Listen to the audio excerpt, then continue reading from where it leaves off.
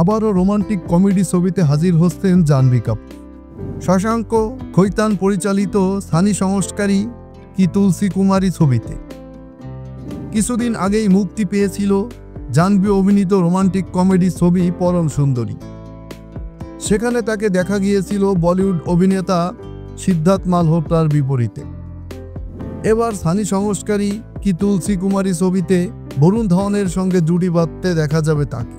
সম্প্রতি মুক্তি পেয়েছে ছবিটির ট্রেলার উন্মোচনের আসরে জাহ্নবী জানিয়েছেন ভবিষ্যতের জীবন সঙ্গীর মধ্যে তিনি কোন গুণ দেখতে চান।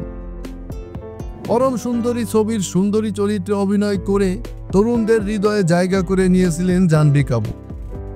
এবার সানি সংস্কারী কি তুলসী কুমারী ছবির তুলসী কুমারী হয়ে দর্শকদের মাতাতে আসছেন তিনি।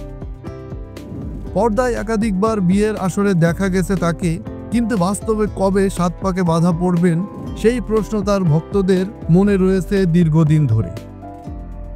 এই প্রশ্নে মিষ্টি হেসে জাহ্নবী উত্তর দেন, এখন আমি শুধুই সিনেমা কেন্দ্রিক পরিকল্পনা করছি, সামনে কি কি ছবি করব সেটাই ভাবছি। বিয়ে নিয়ে আপাতত কোনো পরিকল্পনা নেই, এর জন্য অনেক সময় আছে। হবু স্বামীর মধ্যে কি কি গুণ চান এমন প্রশ্নে জাহ্নবী বলেন, আমি চাই তিনি সুশিক্ষিত, ভদ্র, মার্জিত হোক, আর অবশ্যই তার হাস্যরসের অনুভূতি খুব ভালো হতে হবে। বেশ কিছুদিন ধরেই শিল্পপতি ও পোলো খেলোয়াড় শিখর পাহাড়িয়ার সঙ্গে জাহ্নবীর সম্পর্ক নিয়ে সবর বলিউড পড়া।